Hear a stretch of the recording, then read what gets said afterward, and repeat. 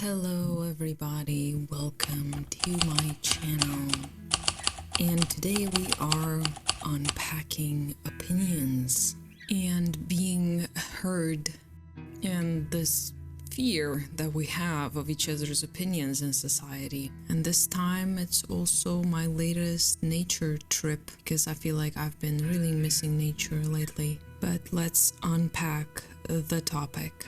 Being heard is, oh my god, it's such a topic for me. Well, actually, I only talk about topics that are topics for me. So being heard is definitely a topic that I really have a very difficult relationship with and a very long journey with, and I thought it would be actually a very good idea to share what I have. God damn it, I really so don't like it how fucking apologetic I am. I guess just this lack of confidence in my own ideas and my own realizations is really a thing as well, and a part of this topic, because it's a part of it, being heard and feeling apologetic for what you say, for your ideas, or how they might be taken, or how might they be interpreted, what someone else might think about what I say, and if I say something taboo, or if I say something polarizing, and if I say something someone doesn't like. And this is what it is, isn't it? It's us being so used to comfortable opinions, and at the same time we are used to opinions that we completely disagree with. It's either or, it's like we either agree with opinions that are comfortable to us, or completely hate and disagree with the opinions that are absolutely not in our ballpark. And that's all good and okay. I mean, to a degree where we are not really, I guess, open to consideration of that perspective and what led to the formation of that other opinion. And in general, it's so bizarre that in today's world, we are so threatened by opinions, and I am someone who's very threatened by opinions. It's one of the struggles that I am dealing with. It's just this inability to accept and welcome other people's opinions, because I instantly feel very threatened by them, and that kind of comes, I imagine, from this fear of expressing and this fear of speaking up and saying these unfiltered, pure things that are not curated, that are not presented or thought about 10 times about before being presented, and just opinions, just pure opinions that might change just the realm of thought and realm of vocal expression, like throat chakra, right? It's bizarre and also kind of horrifying for me to think about how people who have problems with their throat chakra, that's a good thing to think about. How often do you curate your opinions before you say them? Like, how often do you rethink what you present, and especially where you don't necessarily need to? And for me personally, that's my entire life. This was my coping mechanism with my trauma that I have, is to always adjust, always think, always intellectually dissect before sharing anything. So sharing something unfiltered is extremely hard for me because I don't know, I feel exposed, as one does when they are very truthful and very honest, and not used to being truthful and honest and sharing that, and kind of exposing oneself to a lot of criticism and hate potentially, or other opinions, because usually that's what it is. It's just other opinions, and people, it's like we react instantly to other people's opinions rather than taking them in and considering them and then responding and we just talk our opinions back at people rather than responding to them and to what they said. And it's extremely hard to do because I guess we feel so insecure about ourselves, in a way, and about what we think. And like a lot of us, and me included, actually haven't even formed our ideas about what we think. And it's a whole process of just forming like our opinion before we even, can present it to people and share it and be like confident in it. And this is actually partly what this channel is about. This is one big expression of my opinions and my energies and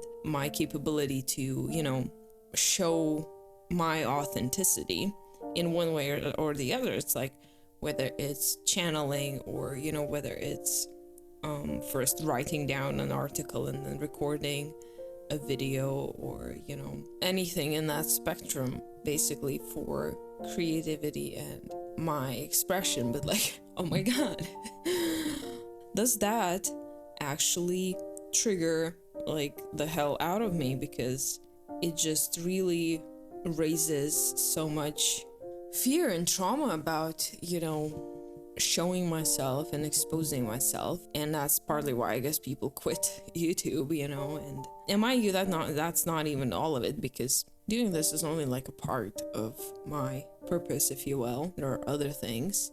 And throughout my life, speaking itself has been like a taboo almost, it's just this almost religious indoctrination of like, okay, good girls don't speak. Good girls don't have opinions, good girls don't express what they think with passion. And oh dear God, Jesus Christ, that's fucking hell. I even said that, it made me so mad right now. Oh my God. Yeah, and looking back at it, it's all like, don't say that, that's not true, that's not correct, you're incorrect about saying this. And I'm just like, it's just the entire idea, of like my speech existing, my ability to speak is like wrong and incorrect, and somehow has to be hidden and suppressed, and only the right sound has to come out, only the right word, only the right construct of a language that we use in between each other to understand each other has to come out, so the other person can understand me correctly through their fucking vision and understanding of that word that I say or that sentence. Right now, I see how much like pressure that creates to try and pick the right words when you barely understand words, when you're not allowed to even understand those words because you're not allowed to have opinions, to try and pick the correct words to fit into someone else's understanding of words. Like, if you have this, like, can you imagine how, like, how unreal that is, honestly, for you to even be capable to do that? And no wonder we all like grew up like people on the people pleaser spectrum. Like, no wonder you grew up that way.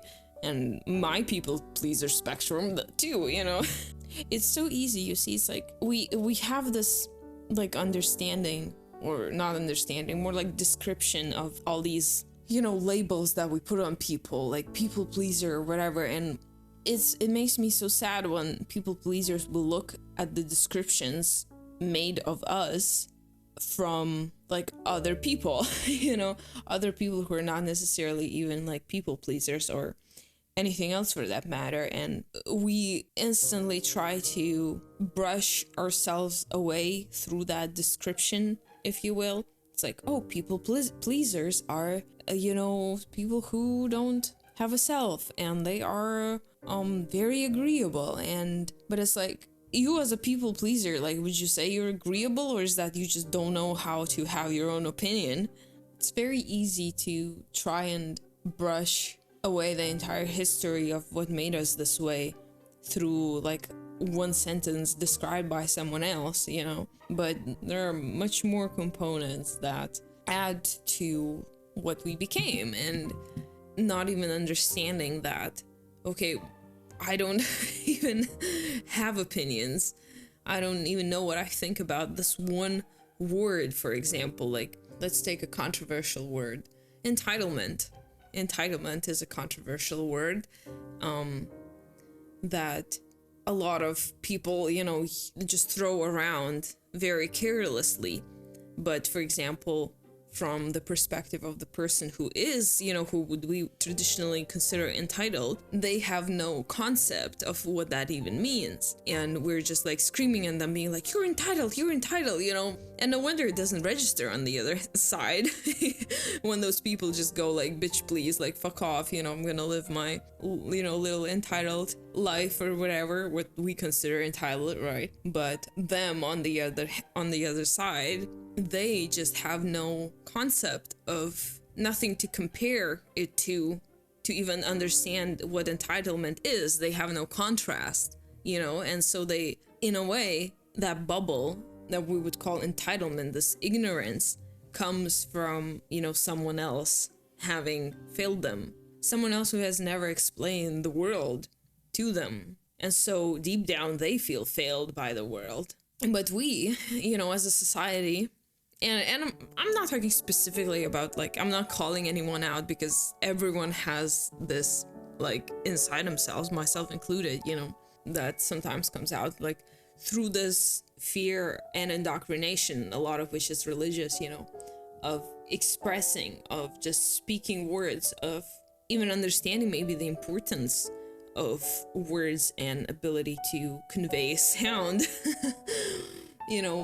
It's like we almost don't know how to handle words, how to handle, meanings of those words, how to, each word can mean such different things to other people, and we just assume that every word, means the same. And well, no wonder, I guess, we have as many conflicts in the world as we do, because there's such a huge disconnect happens, and we get inflamed about, like, someone wrote something on Twitter that is just so, controversial, and, half of the population, half of the Twitter population takes it as insulting, the other half takes it as some other way. But, like, the truth is that you don't know, like, you don't know what that specific configuration of those specific words mean to that specific person. So it's just basically we get inflamed about air, nothing but just a gust of wind with a specific temperature, Oh my god, I'm even talking about this blows my own fucking mind. Just realizing this, because this is crazy.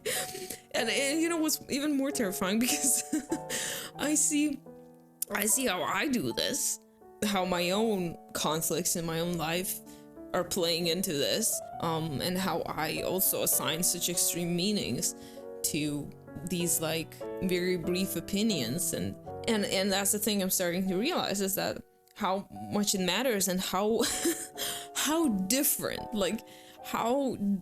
these, like, understandings can be. I had this conflict recently with my friend.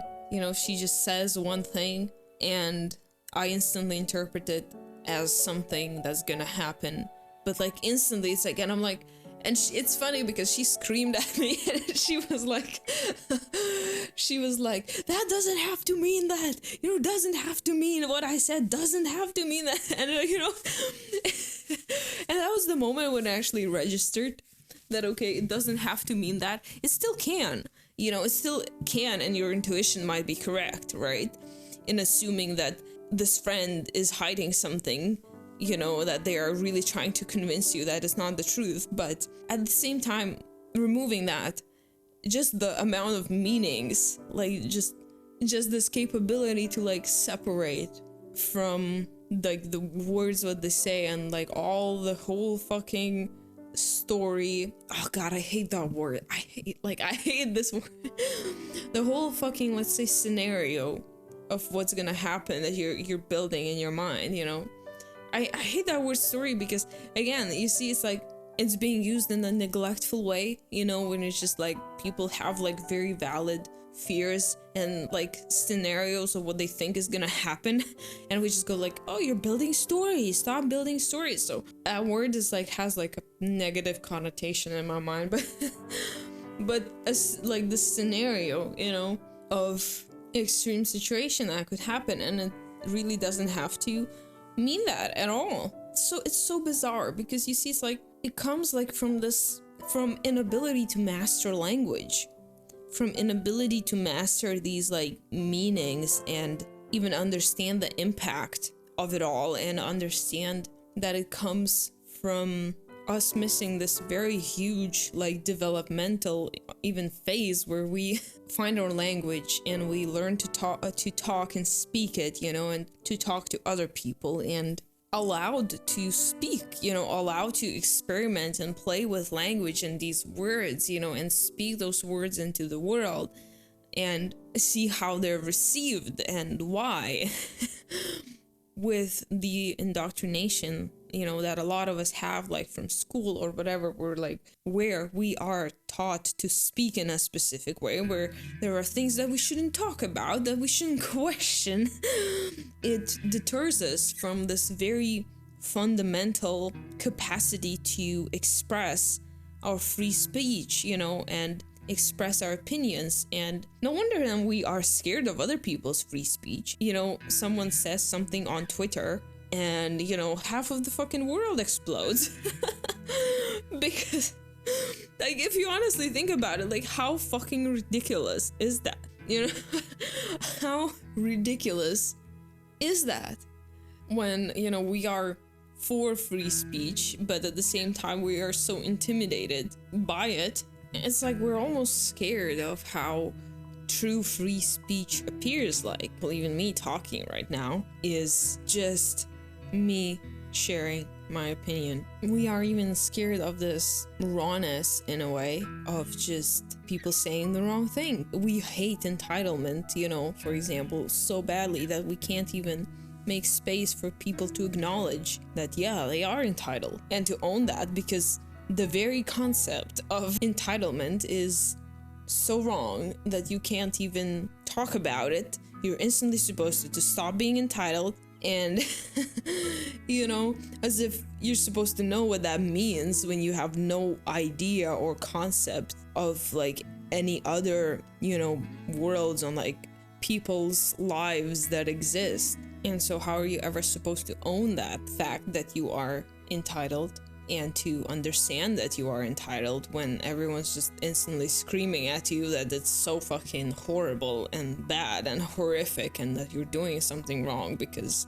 you know, you was born in a rich family that provided you with everything, and all of a sudden you're bad for that, you know, all of a sudden there's something wrong about you because of the circumstance that you were born in. It's honestly sad, and that kind of goes both ways, you know. It goes also from the entitled people who are just as probably mad at, you know, the people who are shouting at them that they're entitled, and people who have to survive and like make ends meet, like, and paycheck to paycheck, and they also think that what the hell, you know, these people can just earn whatever and become a millionaire because it's all a fucking mindset.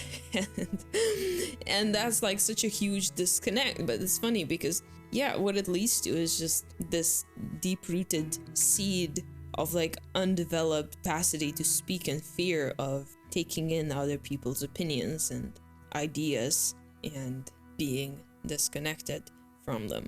Wow, this was intense. Realized a number of things myself as I was talking. Well, that is a video well recorded then. So thank you everybody for watching. I hope you learned something new. I hope you understood some things, and I will see you in the next video. Bye bye.